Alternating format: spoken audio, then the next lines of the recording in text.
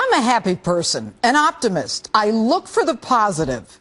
To me, it's the only way to get through life. Broadway boasts the sun will come out tomorrow, and I'm good with that. But too bad Broadway's sun can't break through Washington's clouds. So don't tell me and lie to me and say that the sun's out when it's pouring rain. And don't give me a political speech all patriotic and sunny when the flood is so high animals are lining up 2 by 2. Hello and welcome to Justice. I'm Judge Jeanine. Thanks for being with us tonight. Speaking of animals, I watched the president's 6th State of the Union address with my 2 standard poodles. I'm not quite sure who the president was talking to, but none of it rang true to the 3 of us. Right now, my 2 poodles are camped out on a dock waiting for an ark to come by. But then again, it's nothing new. And to paraphrase another Washington paragon, what difference does it make? Well, I'll tell you what difference it makes.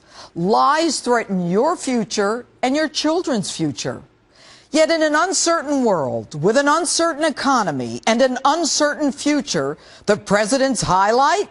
A minimum wage increase for federal contractors only. Really? You talk minimum wage while Iran races toward a nuclear weapon, while you reverse the sanctions against Iran as people with terminal illnesses lose their health care because you lied to all of them. And you are trumpeting the minimum wage? And then you pump up the night by telling us the economy has never been better. We have more manufacturing jobs than we did in the 1990s. That we have a great job recovery, the lowest unemployment rate in 5 years, and that we, the United States, are the envy of the world. The United States is better positioned for the 21st century than any other nation on earth. Mr. President, who are you talking to? Do you think any of us believe that? Our world standing is far lower than when you came into office. The Middle East burns us in effigy. Even you can't believe yourself. And here's a doozy. China is no longer the world's #1 place to invest. America is. According to whom? You're kidding, right? Let me make this simple. China is our creditor.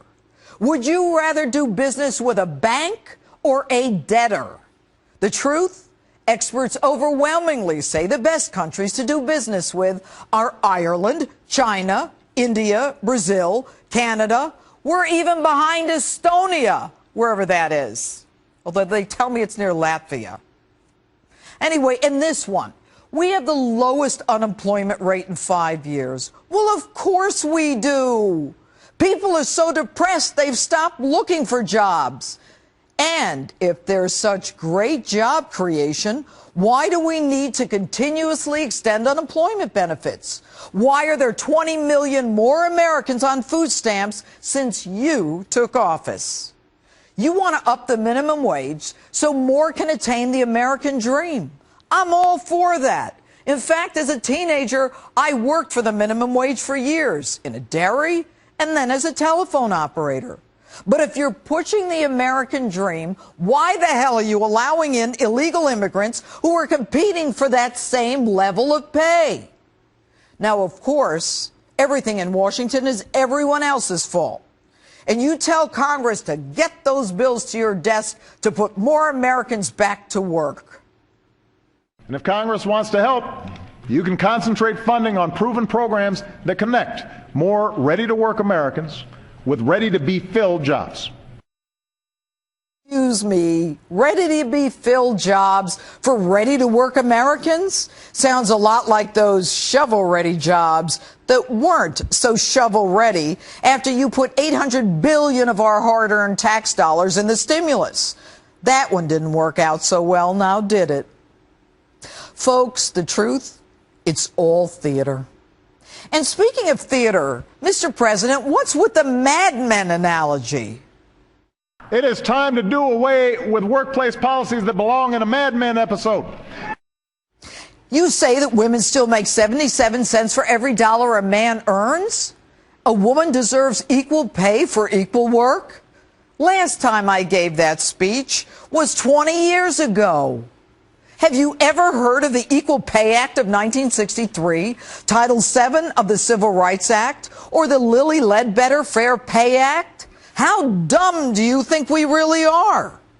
And Mr. President, here's a thought.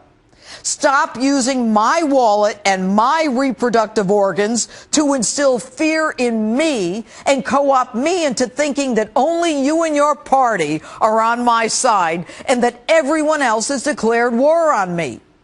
Stop pandering, deceiving, and bullying us into thinking that we women are victims. We're doing just fine. Thank you very much. And speaking of bullying, you bring the full weight and authority of the United States Department of Justice against the little sisters of the poor who've devoted their lives to caring for the sick and dying elderly because they follow their religious beliefs, their First Amendment freedom. You even sound like a bully. I'm going to do what I want when I want. But America does not stand still, and neither will I. So wherever and whenever I can take steps without legislation to expand opportunity for more American families, that's what I'm going to do. Where are you taking your lead from? This guy or the United States Constitution, which clearly outlines the separation of powers? And what's that? You've got a pen and you're going to use it? You're not going to wait for Congress and you're going to use it to help the middle class? Here's an idea. Take that pen and approve the Keystone Pipeline. Your State Department, after 2 years and countless environmental impact statements, says it's safe. The issue, you're not even going to get to it till this summer. Why? Thousands of American jobs, not to mention a boon to the local economy. Long-term energy independence. Sign it. You got a pen and you're going to use it? Take that pen and send a memo to Eric Holder to stop your crusade against Catholics and the Little Sisters of the Poor. You're going after the Little Sisters of the Poor is your war on women. And you've got a pen and you're going to use it? Take that pen and force the private sector to protect our grid against the electromagnetic pulse. And your Obamacare numbers, they ain't so rosy either. Don't try to kid us into thinking that all is well when people with terminal illnesses have lost their insurance and more are signing up for Medicaid than anything else. You say that we're coming together, but you won't reach across the aisle. You call your political opponents arsonists and terrorists. You belittle anyone who disagrees with you. This is all theater. Unfortunately, Mr. President, the sun ain't coming out tomorrow, and gloomy skies are in the forecast until at least 2016. And that's my opening statement.